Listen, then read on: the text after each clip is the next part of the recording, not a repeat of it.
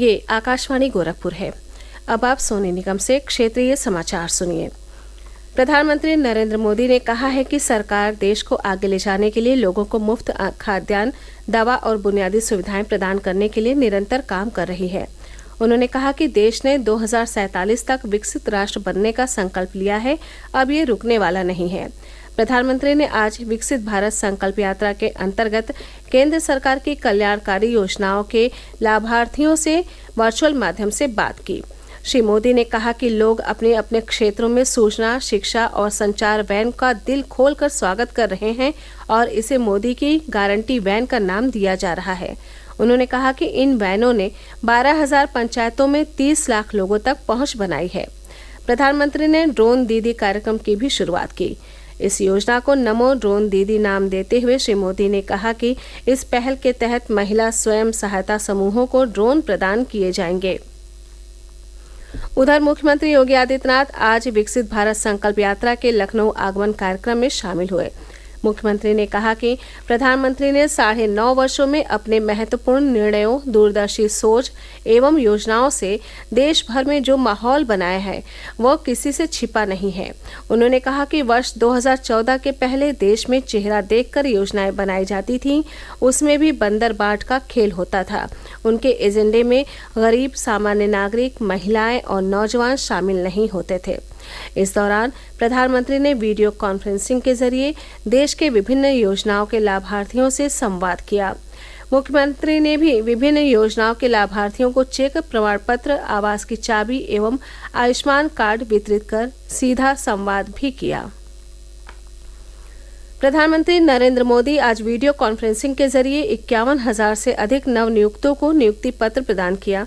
इस अवसर पर प्रधानमंत्री ने कहा कि विकसित भारत के संकल्प को हासिल करने में रोजगार मेला की अहम भूमिका है। उन्होंने कहा कि भारत सरकार के कर्मचारी के तौर पर आप सभी को बड़े दायित्वों को निभाना है। आज जिस भी पद पर रहें, जिस भी क्षेत्र में काम करें, आपकी सर्वोच्च प्राथमिकता देशवासियों की ईज ऑफ लिविंग ही होनी चाहिए। रोजगार मेले का आयोजन देश भर के 37 स्थानों पर किया गया। ये भर्तियां केंद्र सरकार, राज्य सरकारों और केंद्र शासित प्रदेशों के विभागों में हो रही हैं।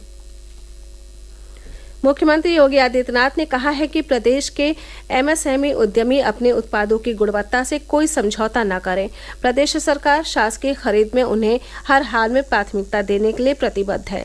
उत्तर प्रदेश का एमएसएमई सेक्टर आत्मनिर्भर भारत की सबसे बड़ी ताकत बनकर उभरा है। सरकार ने टेक्नोलॉजी को सुदृढ़ करके इंस्पेक्टर राज से मुक्ति दिलाने की दिशा में उल्लेखनीय कार्य किया है। मुख्यमंत्री आज लखनऊ में इंडियन इंडस्ट्रीज एसोसिएशन द्वारा आयोजित एमएसएमई उद्यमी महासम्मेलन 2023 को संबोधित कर रहे थे।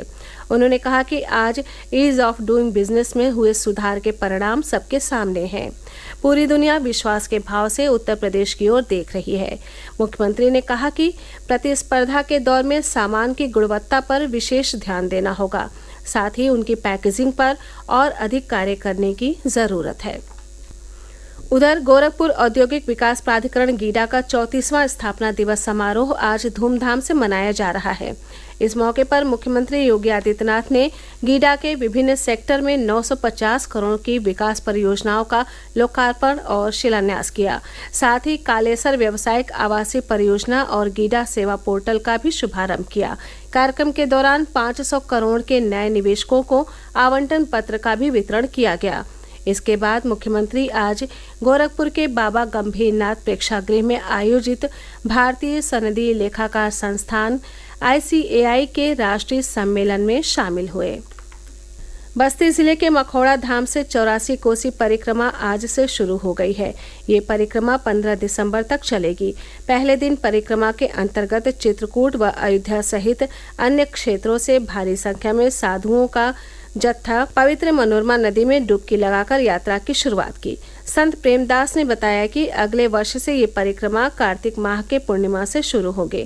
84 कोसी परिक्रमा के दौरान साफ सफाई के साथ ठहरने के लिए उचित प्रबंध किया गया है। वाराणसी के ज्ञानवापी मामले में जिला जज अजय कृष्ण विश्वेश की अदालत ने ASI द्वारा ज्ञानवापी परिसर में किए गए सर्वे की रिपोर्ट जमा करने की आखिरी समय सीमा को 11 दिसंबर तक बढ़ा दिया है। एएसआई की ओर से सर्वे रिपोर्ट को जमा करने के लिए अतिरिक्त समय की मांग की गई थी। इसी के साथ ये समाचार बुलेटिन समाप्त हुआ। नमस्कार।